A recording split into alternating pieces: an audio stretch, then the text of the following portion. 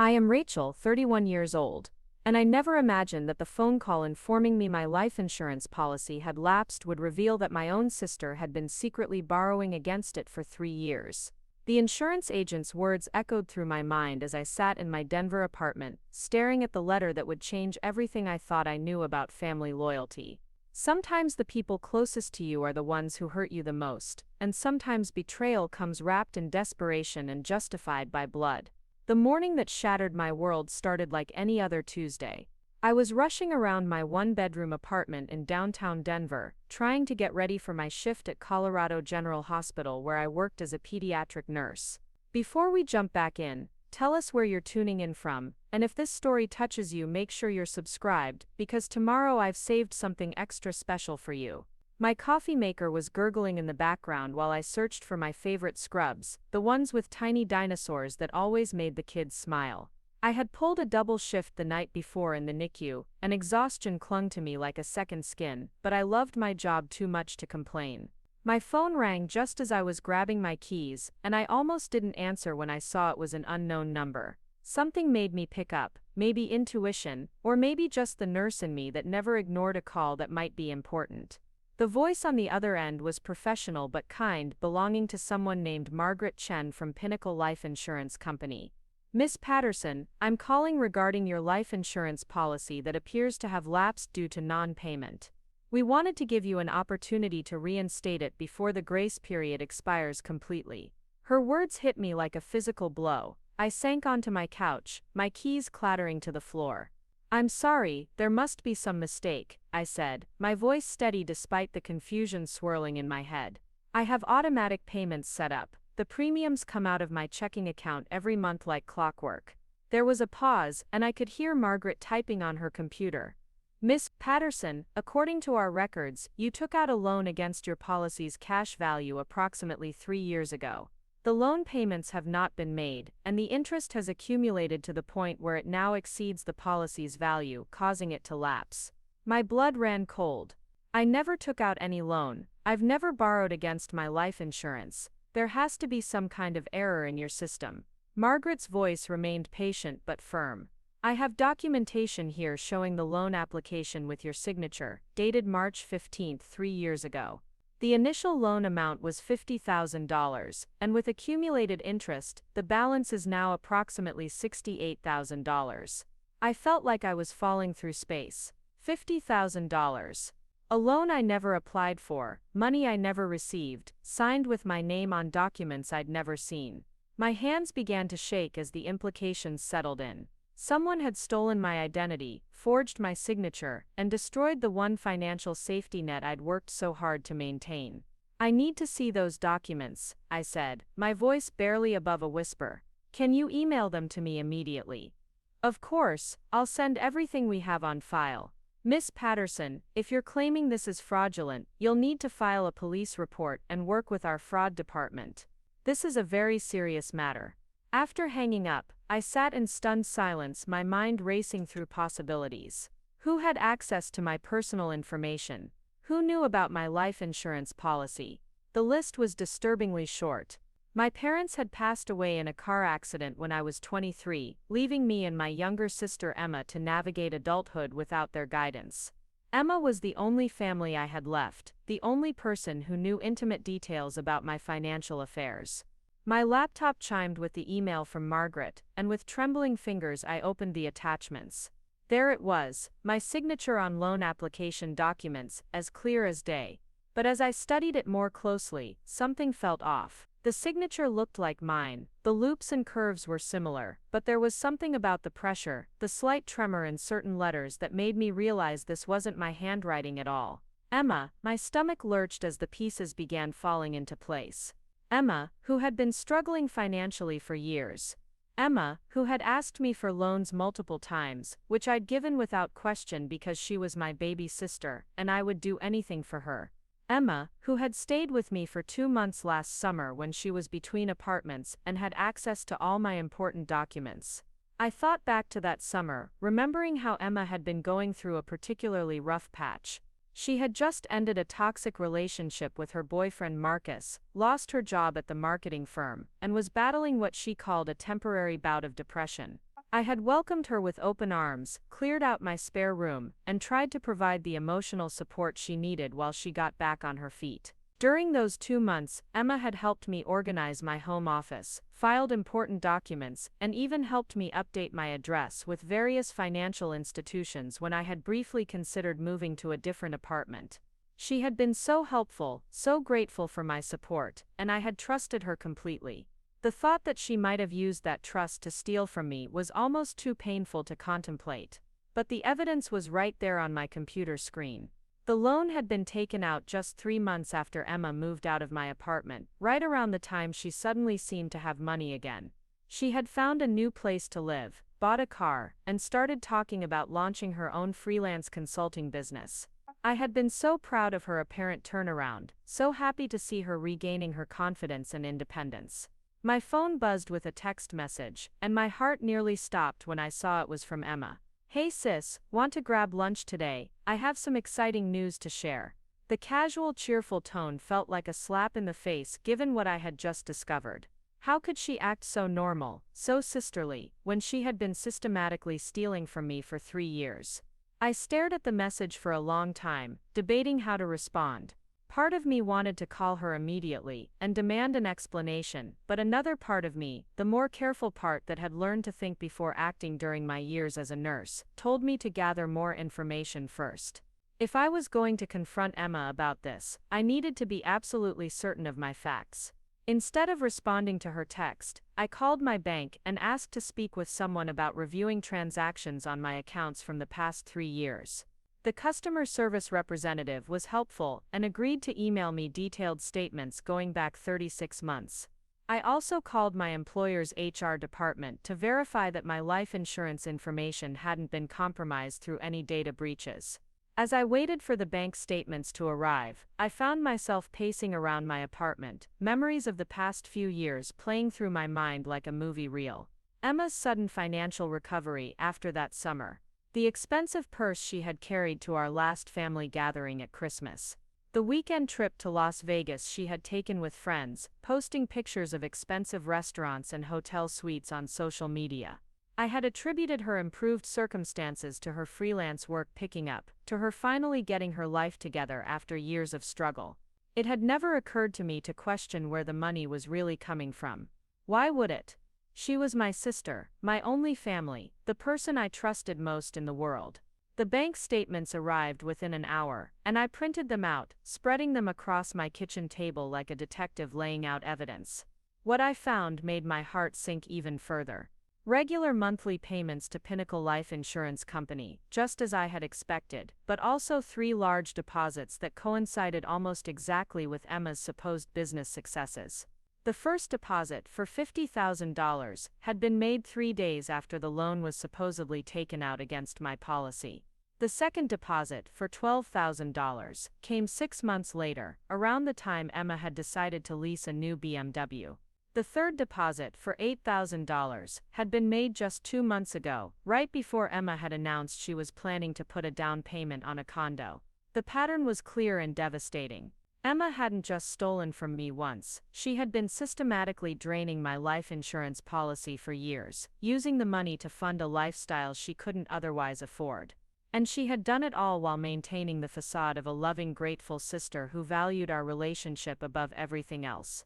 I thought about all the times Emma had thanked me for helping her through tough times, all the heartfelt conversations we had shared about family loyalty and sticking together no matter what. She had looked me in the eye countless times over the past 3 years, knowing she had stolen from me, knowing she was betraying the trust I had placed in her, and she had never shown even a hint of guilt or remorse. My phone rang again, and this time it was Emma calling directly. Preparing and narrating this story took us a lot of time, so if you are enjoying it, subscribe to our channel, it means a lot to us. Now back to the story. For a moment, I considered not answering, but something made me pick up. Maybe it was morbid curiosity, or maybe I just needed to hear her voice and try to understand how someone could compartmentalize such a massive betrayal. "Rachel, did you get my text about lunch? I'm actually near the hospital right now running errands. We could meet at that little cafe you love, the one with the amazing blueberry scones." Her voice was bright and cheerful, filled with the warmth that had always made me feel like we had an unbreakable bond. "I can't do lunch today, Em. I'm dealing with some insurance issues." I tried to keep my voice neutral, but even I could hear the strain in it. "Oh no, is everything okay? You sound stressed. Is it something with the hospital's benefits?" The concern in her voice sounded so genuine that for a moment I wondered if I was wrong about everything. Maybe there was another explanation. Maybe someone else had somehow gotten access to my information. But then I looked down at the bank statements spread across my table, at the loan documents with the forged signature, at the timeline that matched Emma's sudden prosperity so perfectly, and I knew there was no other explanation. My sister, the only family I had left in the world, had been stealing from me for 3 years. "It's complicated," I said, my voice barely above a whisper. "Emma, I need to ask you something, and I need you to be completely honest with me. Have you ever borrowed money using my name, or my accounts?" The silence that followed was deafening. It stretched on for what felt like an eternity, and in that silence, I heard my answer more clearly than if she had screamed a confession. When Emma finally spoke, her voice had changed completely. The warmth was gone, replaced by something careful and defensive. "Rachel, what kind of question is that? Of course not. Why would you even ask me something like that? I can't believe you would accuse me of stealing from you." But even as she said the words, I could hear the slight tremor that told me she was lying. "Someone took out a $50,000 loan against my life insurance policy 3 years ago. The signature looks like mine, but I never applied for any loan. The policy has now lapsed because the loan payments were never made." I kept my voice steady and factual, the same tone I used when giving family members difficult news about their children in the hospital. Another long pause.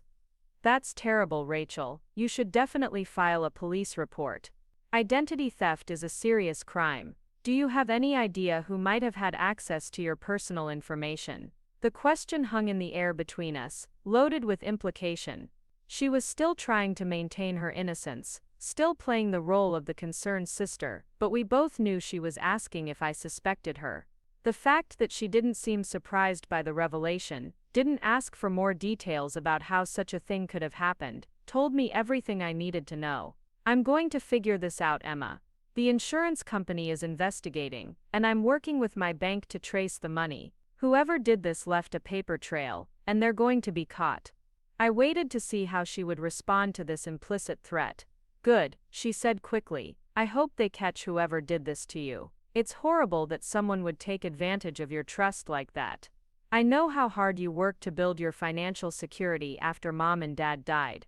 The irony of her words was almost unbearable. She was talking about someone taking advantage of my trust while she had been doing exactly that for 3 years. She knew better than anyone how important financial security was to me, how the life insurance policy represented my attempt to protect myself in a world where I had learned too young that tragedy could strike without warning. After our parents died, I had thrown myself into building a stable, secure life. I had worked extra shifts to pay off my student loans early, lived modestly to build up my savings, and purchased life insurance because I never wanted to be a burden to anyone if something happened to me. The policy wasn't just about money, it was about responsibility, about taking care of myself and protecting the people who might depend on me someday. Emma knew all of this because we had talked about it extensively during those difficult months after the funeral. She had been just 20 years old then, still in college, still figuring out who she wanted to be. I had been 23 and suddenly responsible not just for myself, but for helping her navigate her grief and finish her education. We had clung to each other through that dark time, promising that we would always be there for each other no matter what life threw at us. The betrayal felt even deeper because of that promise. Emma hadn't just stolen money from me, she had stolen my sense of security, my trust in the one person I thought would never hurt me, my faith in the idea that blood really was thicker than water. She had taken the financial safety net I had worked so hard to build and used it to fund a lifestyle of luxury, while I continued to live modestly, saving every penny I could. I hung up the phone feeling more alone than I had since the day my parents died. At least then, Emma and I had grieved together, supported each other, faced the uncertainty of the future as a team.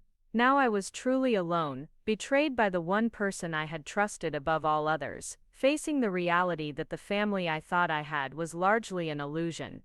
The rest of the day passed in a blur of phone calls and paperwork.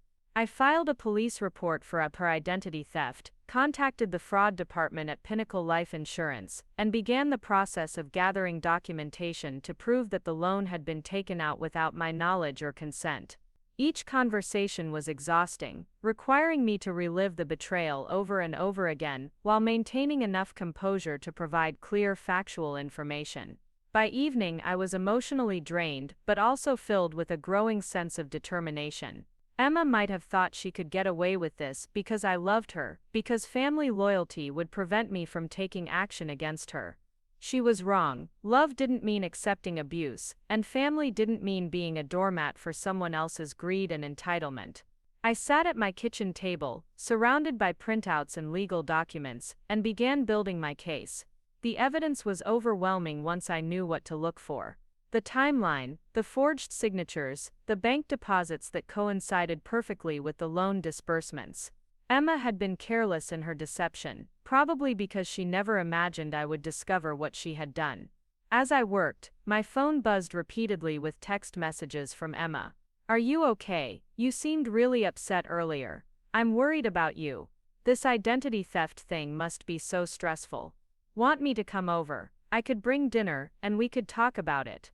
Each message felt like another layer of manipulation. She was still trying to position herself as the caring sister, the one who would comfort me through this crisis that she herself had created. The audacity was breathtaking, but it also confirmed that she had no intention of confessing or making amends. She was going to force me to prove her guilt and confront her with evidence. That night, I lay in bed staring at the ceiling, my mind churning through memories and trying to understand how things had gotten to this point. Emma had always been the more impulsive of the two of us, the one who made decisions based on emotion rather than careful planning. After our parents died, I had often felt more like her mother than her sister, guiding her through practical matters and helping her avoid financial pitfalls. But I had never seen this coming. Borrowing money from me directly was one thing. We were family and I had always been willing to help her when she needed it. Stealing from me through fraud and deception was something else entirely. It showed a level of premeditation and callousness that I couldn't reconcile with the person I thought I knew. I remembered the summer she had lived with me, how grateful she had seemed for my support, how we had spent long evenings talking about her plans for the future. She had been so vulnerable then, so genuinely distressed about the direction her life was taking. Had it all been an act, a setup for the theft she was already planning, or had she started out with good intentions and then been tempted by the opportunity when she saw my financial documents? Either way, the result was the same. My life insurance policy was gone, along with the peace of mind it had provided. $68,000 that I would never see again, money that had been meant to protect me and anyone who might depend on me someday. Emma had stolen not just money but my sense of security, my ability to sleep peacefully knowing I was prepared for whatever life might throw at me. The next morning, I called in sick to work for the first time in 2 years. I needed the day to meet with a lawyer, to continue gathering evidence, and to decide how to handle the confrontation that was becoming inevitable. My supervisor was understanding. She knew I never called in unless it was truly necessary, and she could probably hear the strain in my voice even though I tried to hide it. The lawyer I met with was a woman named Patricia Valdez, who specialized in fraud and family law. She listened to my story with professional sympathy, asked pointed questions about the timeline and documentation, and confirmed what I already knew. I had a strong case for identity theft and fraud. The question was whether I wanted to pursue criminal charges against my sister. Family cases are always complicated, Patricia explained, leaning back in her office chair and studying my face. The emotional component makes everything more difficult. You need to decide what outcome you're really looking for here. Do you want justice, restitution, or just to make sure this doesn't happen again? I had been thinking about that question all night. What did I want? I wanted my money back, obviously, but more than that, I wanted Emma to acknowledge what she had done. I wanted her to explain why she had betrayed me so completely. I wanted to understand how someone could live with themselves after stealing from the person who loved them most. I want all of those things, I said finally, but mostly I want the truth. I want her to stop pretending she's innocent and face what she's done. Patricia nodded. That's understandable, but you should prepare yourself for the possibility that she may never give you the explanation or apology you're looking for. Some people, even when confronted with overwhelming evidence, will continue to deny responsibility. You need to decide if you can accept that and move forward anyway. As I left the lawyer's office, I felt a mixture of sadness and resolve. Part of me still hoped that Emma would surprise me, that she would confess and express genuine remorse for what she had done. But a larger part of me was preparing for the likelihood that the sister I had loved and trusted was not the person I thought she was, and that our relationship might not survive the truth. That afternoon, I received another call from Margaret at the insurance company. She had completed her preliminary investigation and confirmed that the loan appeared to be fraudulent. The company was prepared to work with me to restore my policy and pursue criminal charges against whoever had forged my signature. All I needed to do was provide a formal statement and any additional evidence I had gathered. I spent the evening organizing everything into a comprehensive file: the forged loan documents, the bank statements showing the suspicious deposits, the timeline of Emma's improved financial situation, and my own detailed account of how she had gained access to my personal information. The evidence was damning and undeniable. Tomorrow I would have to decide whether to give Emma one last chance to confess before I turned everything over to the authorities. My phone rang just as I was finishing up, and once again it was Emma. This time I let it go to voicemail. Her message was cheerful and casual, asking if I wanted to meet for our usual Saturday morning coffee date. The normalcy of it was jarring after everything I had discovered. How could she act as if nothing had changed when she knew what she had done? I played the message 3 times, listening for any hint of guilt or anxiety in her voice. But she sounded exactly like she always did, warm and affectionate, looking forward to spending time with her big sister. Either she was a better actress than I had ever imagined, or she had somehow convinced herself that what she had done wasn't really wrong. As I got ready for bed, I made a decision: tomorrow I would meet Emma for coffee as planned. But instead of our usual light conversation about work and relationships, I would confront her with the evidence I had gathered. I would give her one chance to tell me the truth, to explain her actions, and to discuss how we might move forward. If she continued to lie, if she maintained her innocence in the face of overwhelming proof, then I would know that the sister I had loved and trusted was truly gone.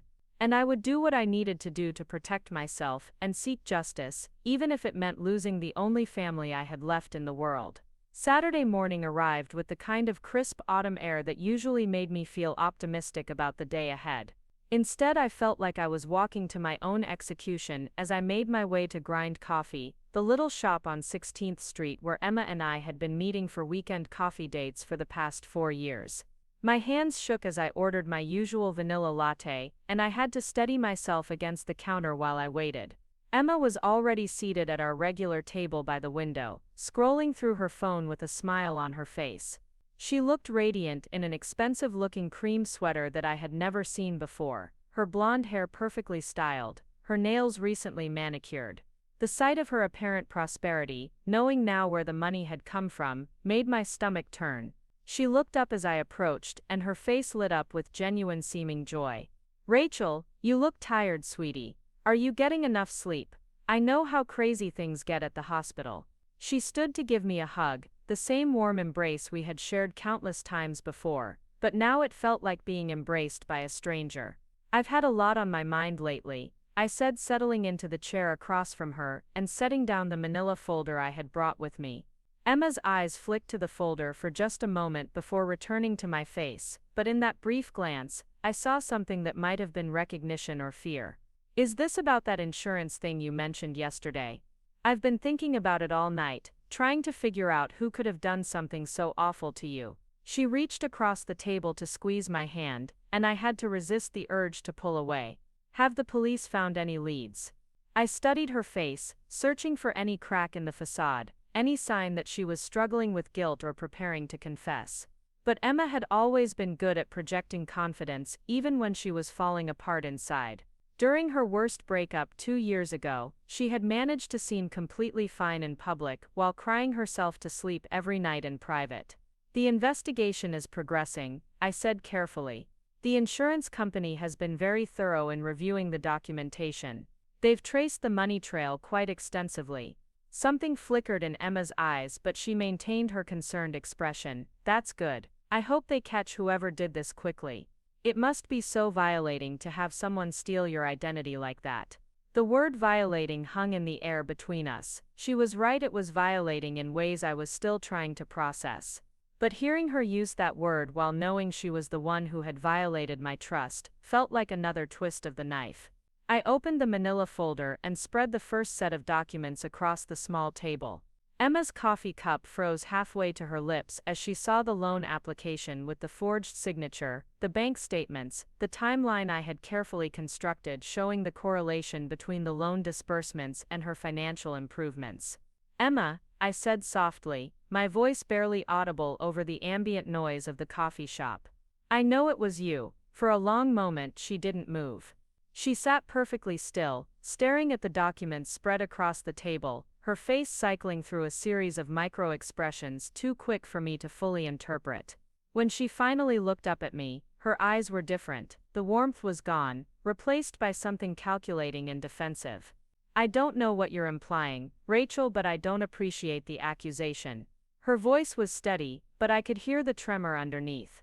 "Are you seriously suggesting that I would steal from my own sister?" "I'm not suggesting anything, I'm stating a fact. You forged my signature on loan documents.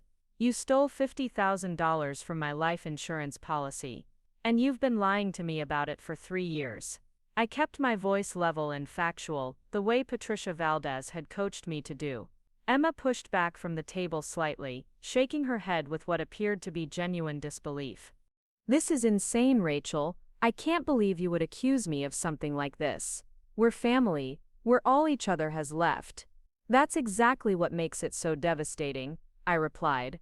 "You knew I would trust you completely. You knew I would never suspect my own sister of stealing from me. You used that trust as a weapon against me."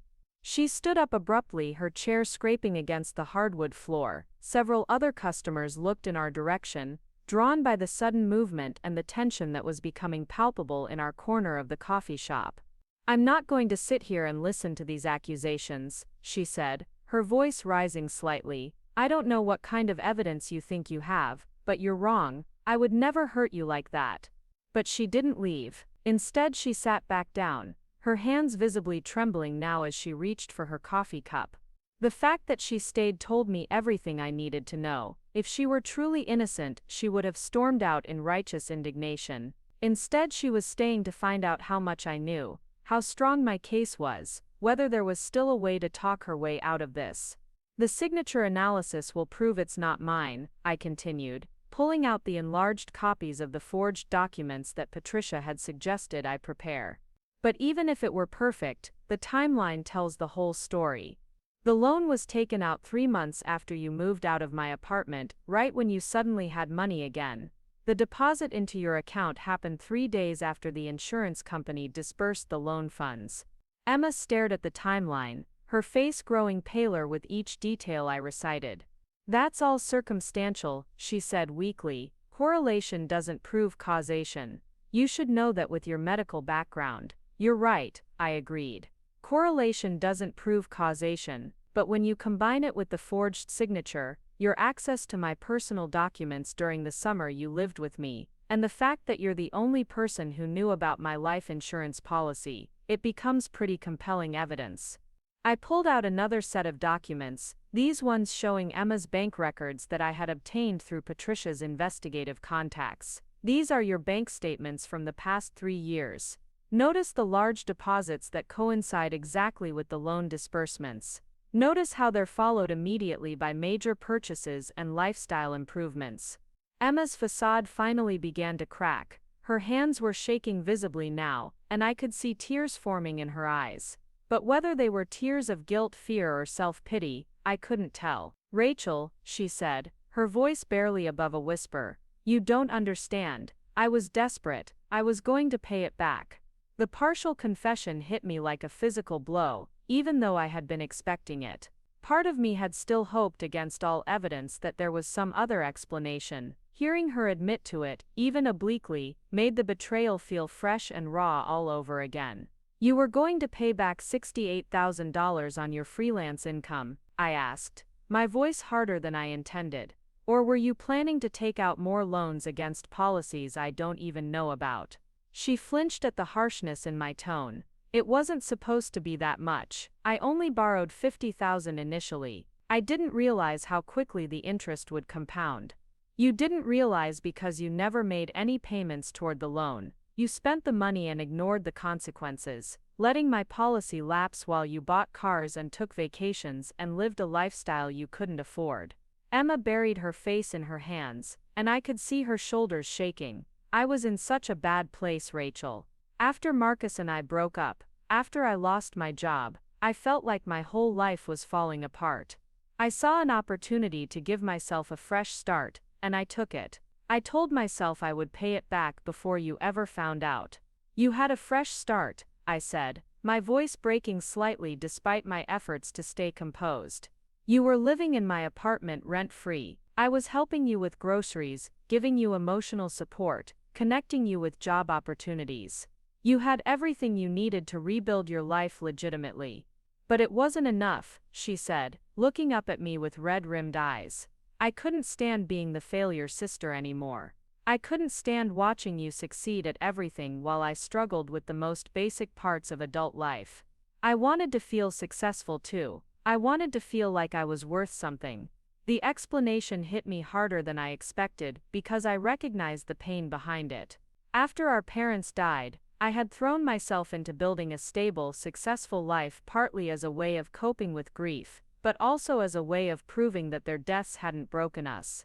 Maybe I had inadvertently made Emma feel like she was failing in comparison, but understanding her motivation didn't excuse what she had done. "So you decided to steal from me instead of asking for help. You decided to forge my signature and commit fraud instead of having an honest conversation about what you needed." "I did ask for help," she protested. "I asked you for loans multiple times, and you gave them to me. But it was never enough, and I could see that you were getting tired of supporting me. I could see the way you looked at me sometimes, like I was this burden you had to carry." Her words stung because there might have been some truth to them. There had been moments over the years when I felt frustrated with Emma's seeming inability to get her life together, when I wondered if my help was enabling her rather than empowering her. But those moments of frustration were far outweighed by my love for her and my commitment to supporting her however I could. "Even if that were true, it doesn't justify identity theft," I said. "It doesn't justify lying to me for 3 years while you spent money that was stolen from my future security." Emma wiped her eyes with a napkin, smearing her carefully applied makeup. "I know it doesn't justify it. I know what I did was wrong, but I was desperate, and I made a terrible mistake. Can't we figure out a way to fix this without involving the police?" There it was, the question I had been dreading. Emma wasn't really apologizing, she was trying to negotiate. She wanted to find a way to avoid consequences while maintaining our relationship. She wanted forgiveness without accountability. "How exactly would we fix this?" I asked. "The policy has lapsed. My financial security has been destroyed. I'm out $68,000 that I worked years to save and invest. What could you possibly do to fix that?" Emma was quiet for a long moment, apparently doing calculations in her head. "I could make payments," she said finally. "I could set up a payment plan and pay you back over time. With interest, whatever you think is fair." "With what money?" I asked bluntly. "You don't have $68,000, Emma. If you did, you wouldn't have stolen from me in the first place. And your freelance business, assuming it even exists, isn't generating anywhere near enough income to make meaningful payments on a debt that size." She looked stricken by my directness, but I was beyond caring about protecting her feelings. "I could get a regular job," she said desperately. "I could work multiple jobs if necessary. I could move back in with you to save on rent and put everything toward paying you back." The idea of Emma moving back into my apartment, of having to see her every day while she slowly paid back money she had stolen from me, was almost laughable. That would take you decades, assuming you could even maintain that level of commitment, and it does nothing to address the fraud, the forged signatures, the damage to my credit and insurance history. "So what do you want from me?" she asked, and for the first time there was anger in her voice alongside the desperation. "Do you want to see me go to prison? Do you want to destroy my life over a mistake? I want you to take responsibility for what you've done," I said firmly. "I want you to acknowledge that this wasn't a mistake. It was a series of deliberate choices made over a period of years. I want you to understand that you didn't just steal money from me. You stole my peace of mind, my trust in family, my sense of security." Emma stared at me across the table, and I could see her cycling through different strategies in her mind. The tears, the desperation, the partial confession, the promise to pay me back, the attempt to make me feel guilty for wanting justice. They were all just tactics, designed to minimize the consequences of her actions. "I do take responsibility," she said finally, but her tone suggested she was saying what she thought I wanted to hear rather than expressing genuine remorse. "I made a terrible mistake, and I'm sorry. I'm so sorry, Rachel. I never meant for it to go this far." "What did you mean for it to be?" I asked. "A small theft? A temporary borrowing that you would somehow pay back before I noticed? What was the acceptable level of betrayal in your mind?" She didn't have an answer for that, or at least not one she was willing to share. Instead, she tried a different approach. "Look, I understand that you're angry. You have every right to be angry, but sending me to prison isn't going to get your money back. It's just going to destroy both of our lives. My life is already damaged by what you've done," I pointed out. "The question is whether there will be any consequences for you, or whether you'll just move on to victimize someone else when this relationship becomes too uncomfortable." The accusation hit home, and I saw Emma's facade slip again. "I would never do this to anyone else," she said, but there was something in her voice that made me doubt her sincerity. "How can I believe that?" I asked. "How can I believe anything you say ever again? You've been lying to me for 3 years. You've been stealing from me for 3 years. You looked me in the eye every time we had coffee or talked on the phone, knowing what you had done, and you never showed even a hint of guilt." "I felt guilty every day," she insisted. "You don't know how many times I almost told you. You don't know how hard it was to keep pretending everything was normal." "But you did keep pretending," I said, "for 3 years, and you would have kept pretending indefinitely if I hadn't discovered what you did. You never had any intention of confessing or making this right." Emma slumped back in her chair, finally seeming to realize that her attempts at manipulation weren't working. "So what happens now?" she asked, her voice flat and defeated. "Are you going to have me arrested?" I had been dreading this moment, but now that it was here, I found that my answer was clear. "I'm going to do whatever Patricia Valdez advises me to do. She's the fraud attorney I've been working with, and she thinks we have a strong case for both criminal and civil action." "You hired a lawyer," Emma said, and there was something like betrayal in her voice, as if I were the one who had done something wrong by seeking legal representation after being victimized. "Of course I hired a lawyer. Someone committed a felony using my identity. What did you expect me to do? Just pretend it didn't happen?" "I expected you to talk to me first," she said, and now the anger was more apparent. "I expected you to give me a chance to explain before you brought in lawyers and started building a case against me." "I am talking to you," I pointed out. "This is me giving you a chance to explain. But explaining and taking responsibility are two different things. You've explained that you were desperate and made bad choices. What you haven't done is take full accountability for the consequences or offered any realistic plan for making this right." Emma was quiet for a long time, staring out the window at the people walking by on the street. Normal people going about their normal Saturday routines, unaware of the family drama playing out just a few feet away. I envied them their uncomplicated weekend mornings. "What if I agreed to plead guilty?" she said finally. "What if I agreed to cooperate fully with the insurance company's investigation and accepted whatever consequences came with that? Would that be enough for you?" The question surprised me. I had expected her to continue fighting, to keep trying to minimize or excuse what she had done. The fact that she was suddenly talking about pleading guilty suggested that she understood the strength of the evidence against her. "That would be a start," I said carefully. "But it wouldn't undo the damage that's been done to our relationship. It wouldn't restore the trust that's been broken. So you're saying that even if I do everything right from this point forward, we can never be sisters again?" There were tears in her eyes again, but these seemed more genuine than the earlier display of emotion. The question broke my heart, because I didn't have a good answer for it.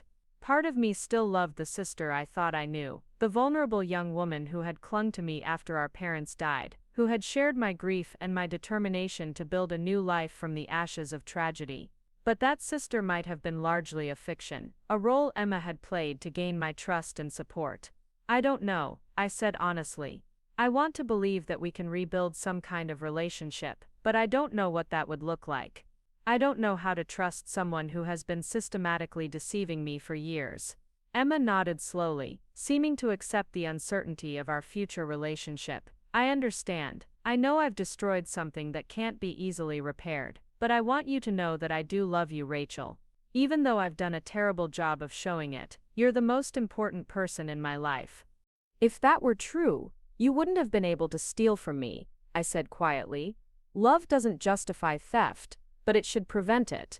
The fact that you were able to do this to me, to live with it for years, tells me that your feelings for me aren't the same as mine for you. The conversation was interrupted by the arrival of two uniformed police officers who had been waiting outside the coffee shop.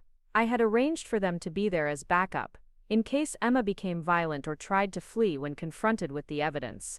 Patricia had insisted on the precaution, and now I was grateful for her foresight. Emma saw them through the window and her face went white. "You called the police," she said, her voice barely above a whisper. "They're here as a precaution," I explained. "I didn't know how you would react when I showed you the evidence, but now that you've admitted to taking the money, they'll need to take a formal statement."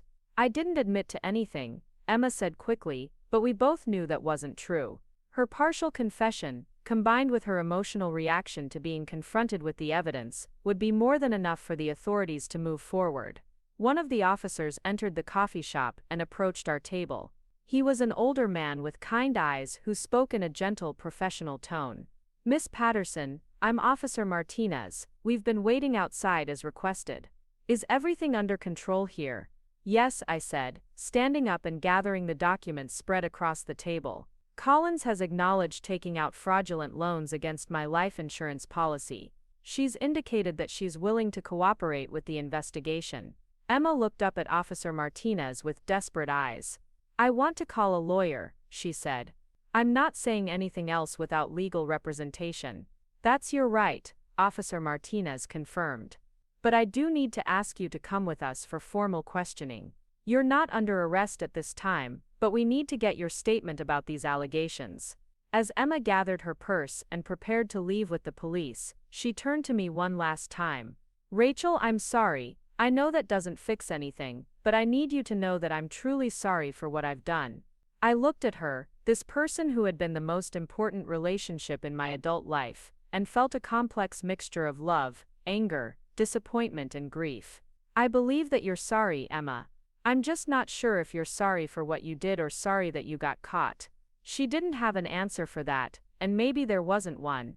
As I watched her walk out of the coffee shop flanked by the two officers, I felt like I was watching the death of the only family I had left. The sister I had loved and trusted was gone, replaced by someone I didn't recognize, someone who had been capable of betraying me in ways I never would have imagined possible. I sat alone at the table for a long time after they left, staring at the evidence I had so carefully assembled. The documents that proved my sister's guilt were also proof of the end of our relationship as I had known it. There would be trials and restitution hearings and probably years of legal complications ahead. But the hardest part was already over. I had confronted the person who had stolen from me, and I had learned that sometimes the people who hurt us most are the ones we love most. The weeks following Emma's arrest passed in a haze of legal proceedings and emotional upheaval. Patricia Valdez proved to be not just an excellent attorney, but also a steady source of support as I navigated the complex process of pressing charges against my own sister. The district attorney's office was eager to prosecute the case, telling me that family fraud cases were becoming increasingly common and that they wanted to send a strong message about consequences. Emma was released on bail 2 days after her arrest, and almost immediately began what Patricia described as a campaign of emotional manipulation designed to get me to drop the charges. The phone calls started first, sometimes a dozen in a single day, ranging from tearful apologies to angry accusations that I was destroying our family over money. When I stopped answering her calls, she switched to text messages, long rambling missives that alternated between taking responsibility and trying to make me feel guilty for pursuing justice. Rachel, I can't sleep, I can't eat, I can't function knowing that my own sister wants to see me in prison. Read one message that arrived at 3 in the morning. I made a mistake, but this punishment is so much worse than what I did.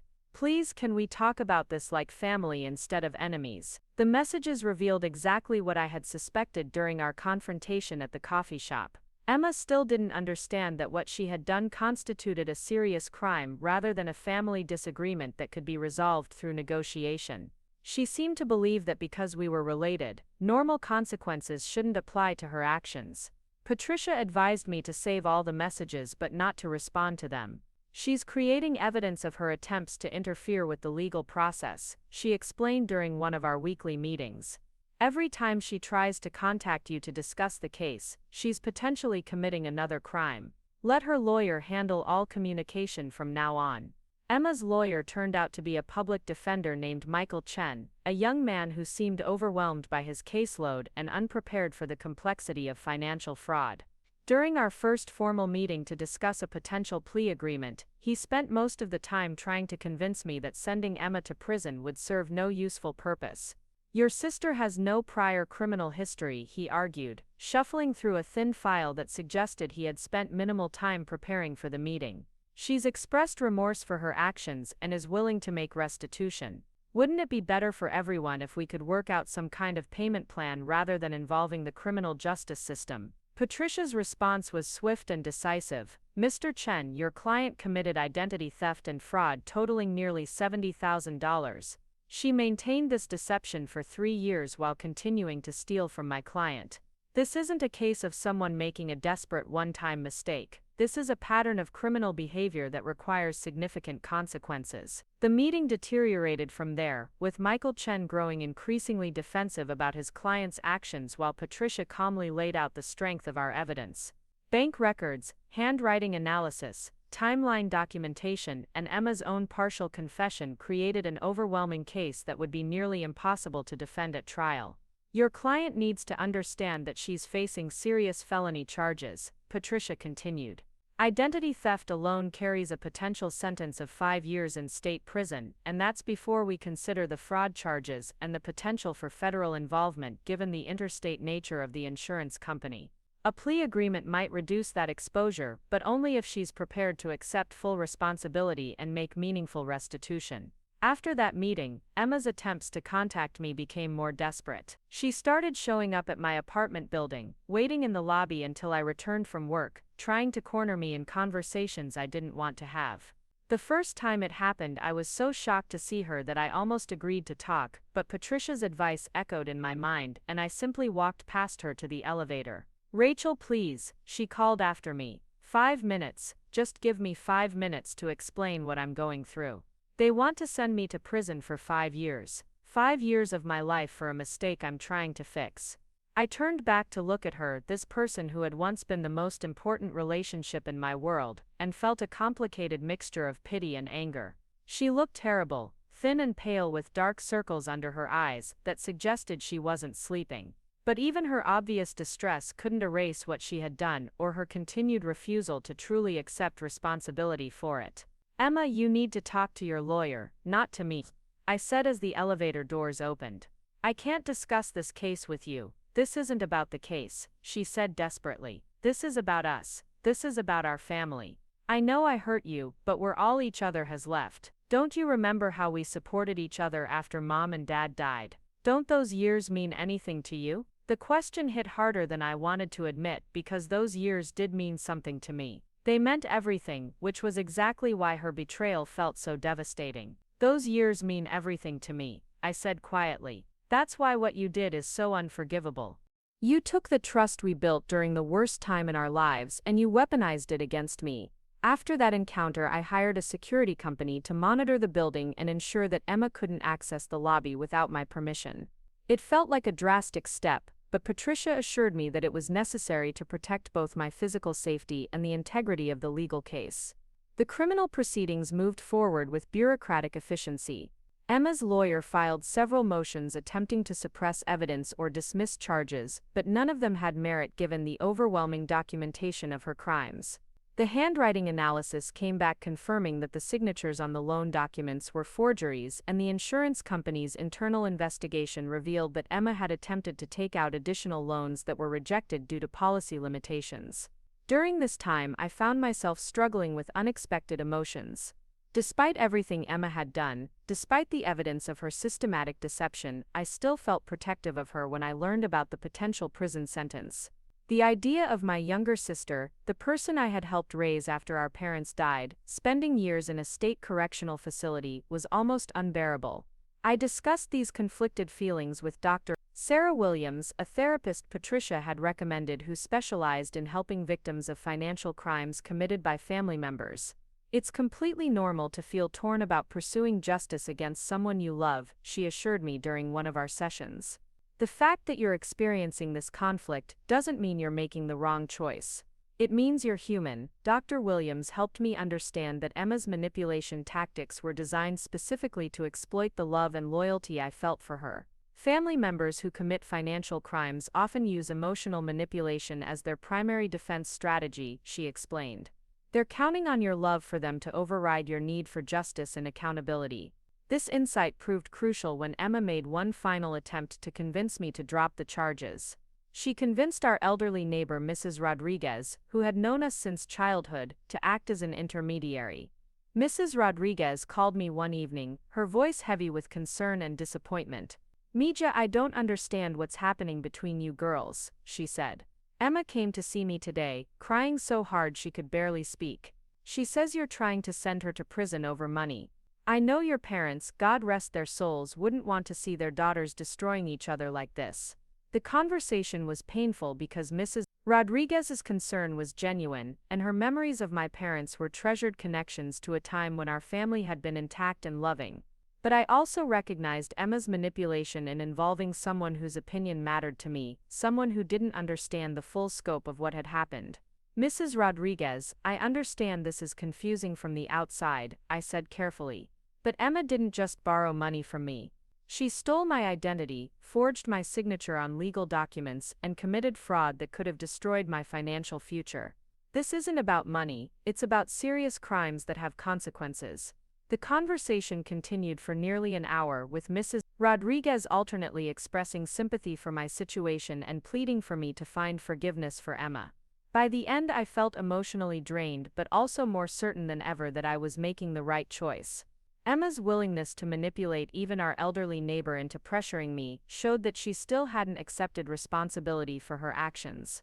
The plea negotiations reached a conclusion 6 weeks after Emma's arrest. Faced with overwhelming evidence and the prospect of a lengthy trial that she would almost certainly lose, she finally agreed to plead guilty to identity theft and fraud charges in exchange for a reduced sentence. The agreement called for 18 months in state prison, followed by 3 years of supervised probation and restitution in the amount of $68,000 plus legal fees and damages. Patricia called me at work to inform me of the plea agreement, and I had to step into an empty supply closet to process the news privately. 18 months felt both too long and too short. Too long because the thought of Emma in prison still caused me physical pain, and too short because it seemed like minimal accountability for 3 years of systematic deception and theft. "She'll likely serve 12 to 14 months with good behavior," Patricia explained. "And the restitution order means she'll be required to make payments toward the debt for years to come. It's not everything we might have hoped for, but it's a meaningful consequence that acknowledges the seriousness of what she did." The sentencing hearing was scheduled for the following month, and I faced the decision of whether to attend. Patricia advised me that my presence wasn't required since Emma had agreed to plead guilty, but she also said that many victims found it helpful to witness the formal acknowledgement of the crimes committed against them.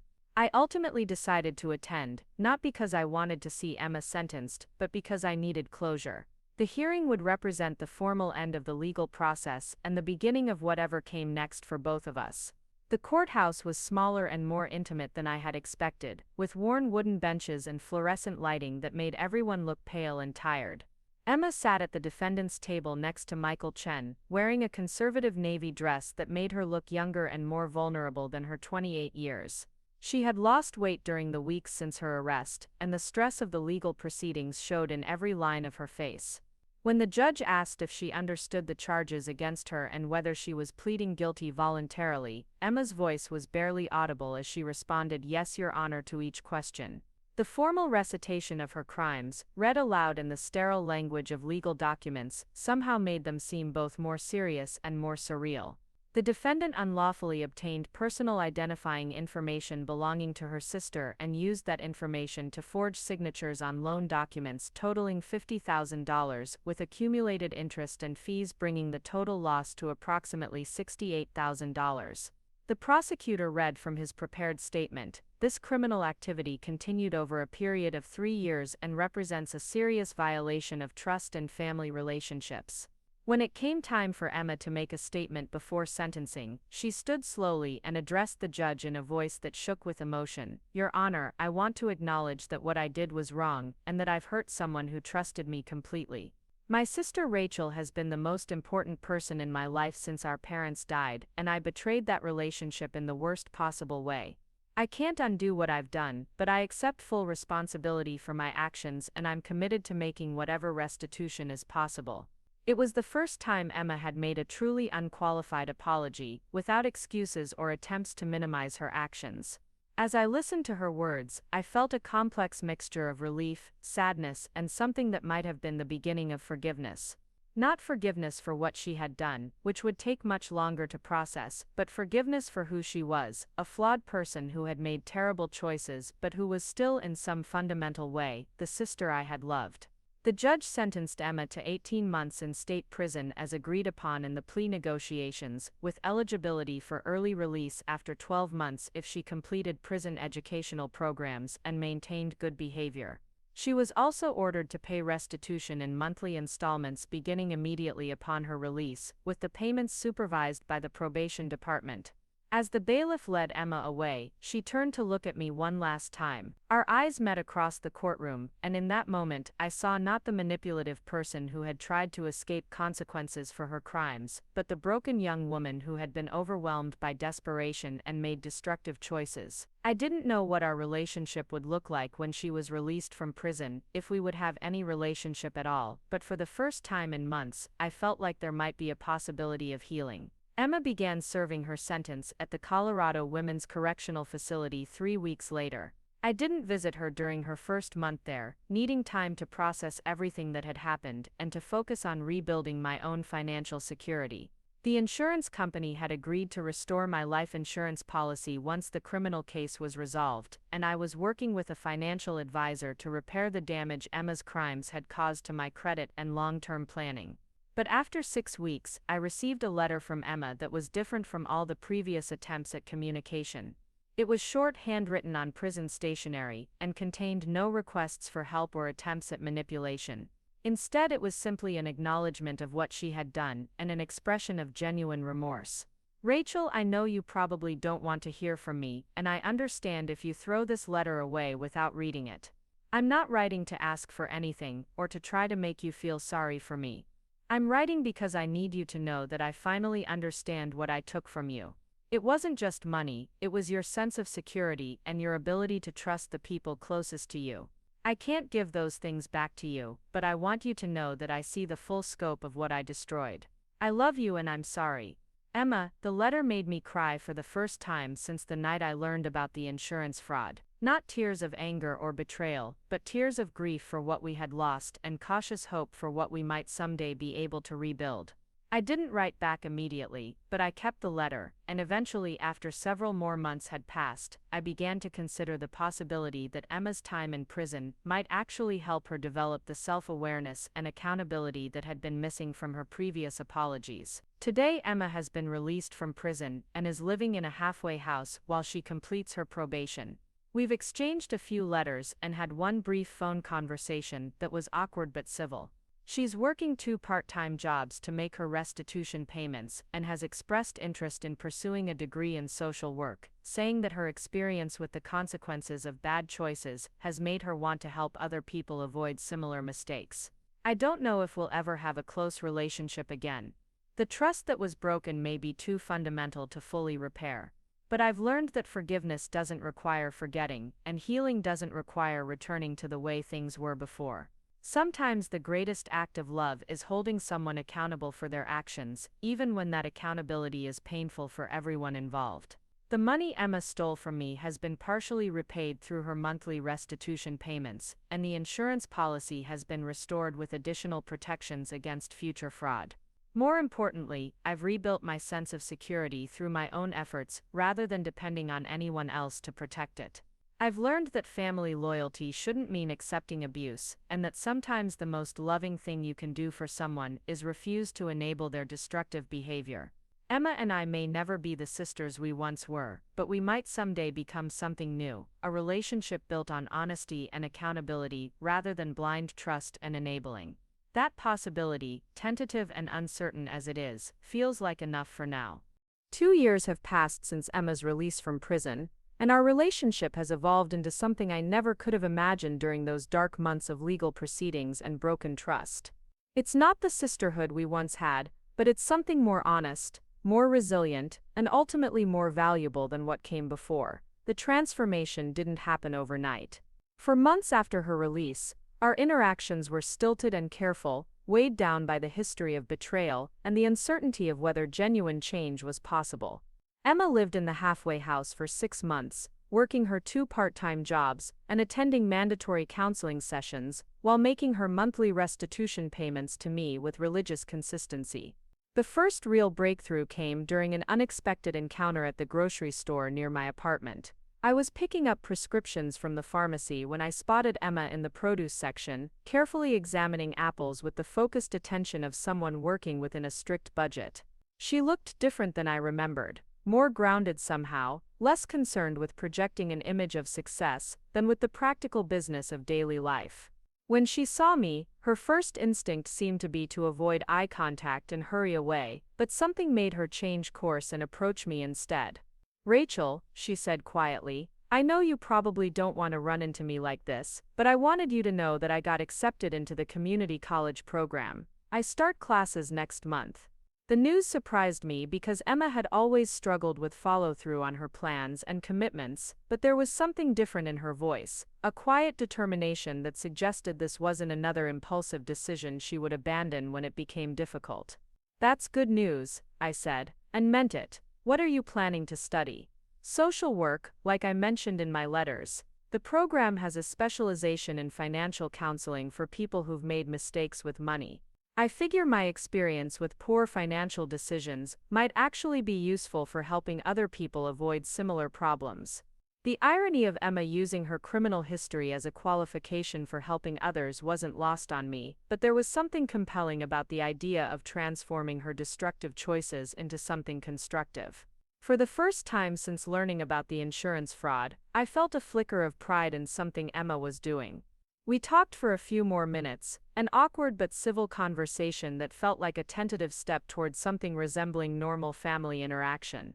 Emma didn't ask me for anything, didn't try to use the encounter to push for more contact or forgiveness than I was ready to give. She simply shared her news and thanked me for listening before continuing with her shopping. That brief exchange marked the beginning of a gradual thaw in our relationship.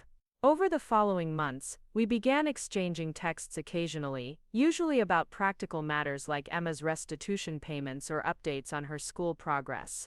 The conversations were careful and surface level, but they were consistent, and they slowly began to include small personal details that suggested we were both open to rebuilding some kind of connection.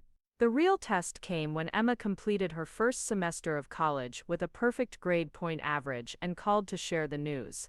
Her excitement was genuine and infectious, and for a moment I felt like I was talking to a version of my sister that I had never really known before, someone who was proud of achievements that came from hard work rather than deception or manipulation. "I never realized how much I could enjoy learning when I was actually doing it for myself, instead of just trying to impress other people," she said, during that conversation. "It's weird to feel proud of something I earned honestly." The comment revealed more about Emma's previous mindset than any of her apologies had. She was beginning to understand that the success she had tried to fake through stolen money had been hollow compared to the satisfaction of genuine accomplishment. It was a level of self-awareness that gave me hope for the possibility of real change. As Emma's schooling progressed, her restitution payments continued without interruption, but they also began to come with brief handwritten notes that tracked her personal growth. Payment 23 of approximately 120 read one note, "Also wanted you to know I got a promotion at my evening job. It's just a few more hours per week, but every bit helps, and it feels good to be trusted with more responsibility." These notes became a window into Emma's daily life and her evolving understanding of accountability. She wasn't just making payments because the court required it. She was treating the debt as a personal obligation that she was determined to fulfill regardless of legal requirements. The shift from external compulsion to internal motivation seemed to represent a fundamental change in how she approached responsibility. The most significant moment in our healing process came 18 months after Emma's release, when she called me late one evening with news that she had been offered a paid internship at a nonprofit organization that provided financial counseling to low-income families. The position would require her to disclose her criminal history, something that terrified her but which she was prepared to do because she believed in the organization's mission. "I'm scared they'll change their minds when they learn about what I did to you," she admitted during our phone conversation. "But I also know that hiding from my past isn't an option anymore. If I'm going to help other people make better financial decisions, I need to be honest about my own failures." The fact that Emma was voluntarily choosing transparency over self-protection marked a complete reversal from the person who had spent 3 years lying to me about stealing my money. When she called a week later to tell me that the organization had decided to hire her specifically because of her lived experience with financial crime and its consequences, I felt something I hadn't experienced in years: genuine happiness for my sister's success. Emma's work with the nonprofit became a source of meaning and purpose that transformed her relationship with money and responsibility. She began speaking at workshops for people struggling with debt and poor financial decisions, sharing her story as a cautionary tale about the consequences of fraud and identity theft. The first time she invited me to attend one of these presentations, I was nervous about hearing her discuss our family situation in front of strangers. But watching Emma talk honestly about her crimes, her time in prison, and the ongoing process of making restitution was profoundly moving. She didn't minimize what she had done or try to excuse it with sob stories about desperation or family dysfunction. Instead, she took full ownership of her choices and their consequences, while emphasizing that accountability and hard work had been the keys to rebuilding her life. "I stole nearly $70,000 from my sister, the person who loved me most in the world," she told a room full of people struggling with their own financial mistakes. "I told myself I would pay it back, but that was just another lie I used to justify taking money that wasn't mine. The truth is, I was willing to destroy my most important relationship because I was too proud to live within my means and too dishonest to ask for help in legitimate ways." After the presentation, several audience members approached Emma to thank her for her honesty and to ask for advice about their own situations. Watching her provide thoughtful, practical guidance to people facing similar challenges, I realized that Emma had found a way to transform her greatest failure into a source of value for others. Our relationship continued to evolve as Emma demonstrated consistency in her new approach to life. She graduated from community college with honors and transferred to a 4-year university to complete her bachelor's degree in social work. Her restitution payments never missed a deadline, and she began paying extra whenever her work provided additional income. More importantly, our interactions became more natural and less weighted by the history of betrayal. We began meeting for coffee occasionally, cautious conversations that gradually expanded to include more personal topics. Emma never asked me to forget what had happened or to trust her unconditionally, but she consistently demonstrated through her actions that she understood the magnitude of what she had destroyed and was committed to becoming worthy of whatever relationship I was willing to rebuild. The final restitution payment arrived on a Tuesday morning in October, accompanied by a letter that represented the culmination of Emma's journey toward accountability. "Rachel, this is the last payment of the money I stole from you, plus interest as calculated by the court. I know this doesn't undo the damage I caused to your sense of security or to our relationship, but I hope it represents proof that I'm committed to honoring my obligations regardless of how long it takes. But the letter continued with something unexpected. I've also set up a savings account with an additional $10,000 that I want to give you as acknowledgement of the emotional and practical costs of my crimes that restitution can't address. I know money can't repair trust or undo betrayal, but I want you to know that I understand my debt to you goes beyond the legal requirements. The gesture surprised me because it represented a level of accountability that exceeded what the court had required. Emma wasn't just fulfilling her legal obligations, she was taking personal responsibility for damages that couldn't be quantified in financial terms. It was proof that her transformation was genuine rather than performative. Today, Emma works as a licensed clinical social worker specializing in financial therapy, helping individuals and families recover from economic trauma and rebuild healthy relationships with money. She owns a small house 20 minutes from my apartment, drives a reliable used car, and lives within her means while saving money for the future. More importantly, she has built a life based on honesty and service rather than deception and self-interest. Our relationship will never be the same as it was before the insurance fraud. The naive trust and unconditional loyalty of our earlier sisterhood was destroyed by Emma's choices, and it can't be restored through good behavior or restitution payments. But what we have now is more valuable in some ways. A relationship based on reality rather than illusion, honesty rather than wishful thinking, and earned trust rather than blind faith. We have dinner together once a month, careful occasions where we talk about our work, our goals, and occasionally our shared memories of our parents and our childhood. Emma never asks me to forget what happened or to trust her with anything I'm not comfortable sharing. Instead, she consistently demonstrates through her choices that she understands the difference between who she was and who she's becoming.